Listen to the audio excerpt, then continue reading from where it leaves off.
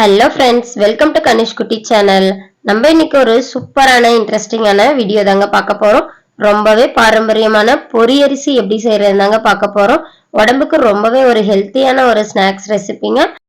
வீடியோக்குள்ள போறதுக்கு முன்னாடி நம்ம சேனலை சப்ஸ்கிரைப் பண்ணாதவங்க சப்ஸ்கிரைப் பண்ணிட்டு பாருங்க. அப்பதான் நான் போடுற வீடியோஸ் உங்களுக்கு டெய்லியும் நோட்டிபிகேஷன்ல வரும். வாங்க வீடியோக்குள்ள போலாம். நான் இன்னைக்கு ஒரு கப் அளவு புழுங்கல் அரிசி எடுத்து நல்லாவே வாஷ் பண்ணி எடுத்துக்கிறேன். நம்ம சாதம் எதில் செய்வோமோ அந்த அரிசியை தான் நான் இன்னைக்கு எடுத்திருக்கேன். 2 டைம் 3 டைம் நல்லாவே தண்ணி போட்டு நல்லாவே இதே போல வாஷ் பண்ணி எடுத்துக்கலாம்.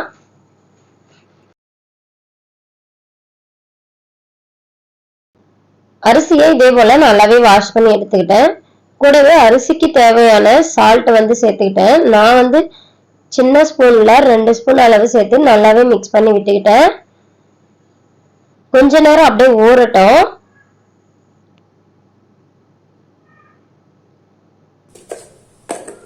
அதுக்குள்ளார வேர்க்கடலை எந்த கப்ல அரிசி இருக்குனோ அதே கப்ல பாதி அளவு எடுத்து மண்சட்டியில சேர்த்துட்டு நல்லாவே வறுத்து எடுத்துக்கலாம்.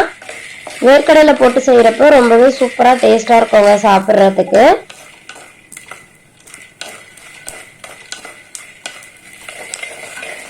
நல்லாவே வறுபட்டு வர வரையில நல்லாவே வறுத்து விட்டுக்கிட்டேன்.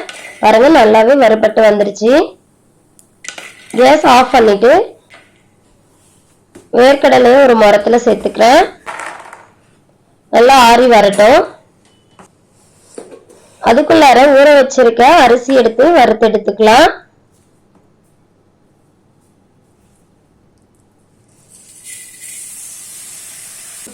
அரிசியும் அதே மண்சட்டியில சேர்த்துட்டு நல்லாவே வறுத்து விட்டுக்கிறேன்.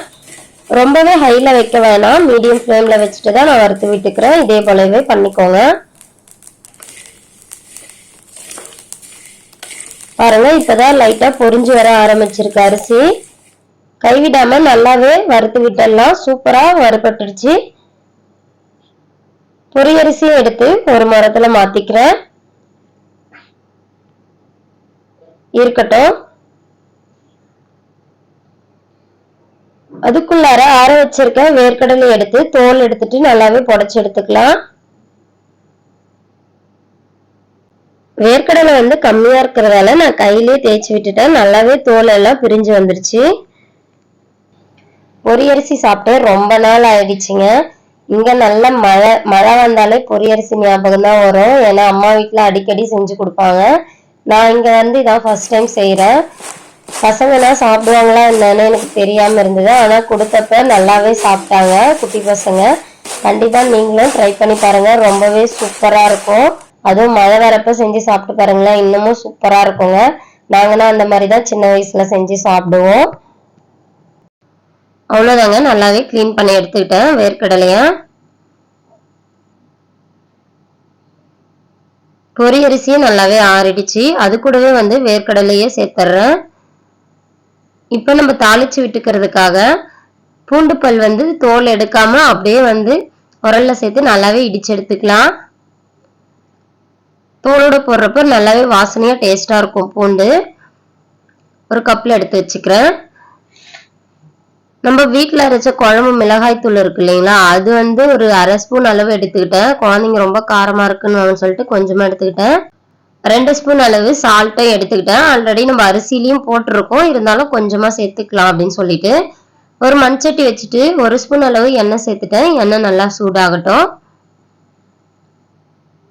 எண்ணெய் நல்லாவே சூடாயிடுச்சு. இப்போ இடிச்சு வச்சிருக்க பூண்டு பல்லையும் சேர்த்து லைட்டா வதக்கி விட்டுக்கலாம். கேஸை லோ ஃப்ளேம்லயே வச்சுட்டு இருக்கேன். கூடவே கருவேப்பிலை தேவையான அளவு நல்லா வாஷ் பண்ணிட்டு சேர்த்துக்கிட்டேன்.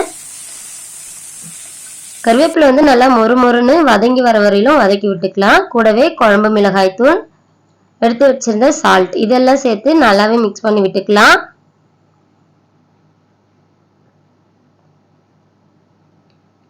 லைட்டா பச்சை வாசனை போனதும் வறுத்து வச்சிருக்க பொரி அரிசியும் வேர்க்கடலையும் சேர்த்துடலாம்.